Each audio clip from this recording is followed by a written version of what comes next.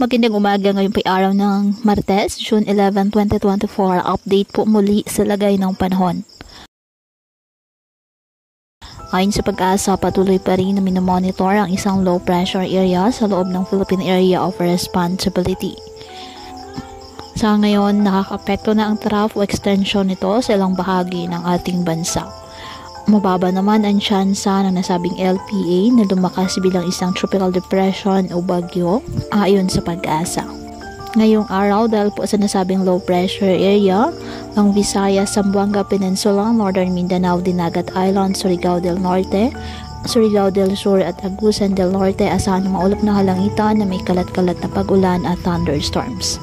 Ang Metro Manila naman at nalalabing bahagi ng ating bansa, bahagyang maulap hanggang sa maulap na halangitan with isolated rain showers or thunderstorms dahil naman po yan sa mga localized thunderstorms.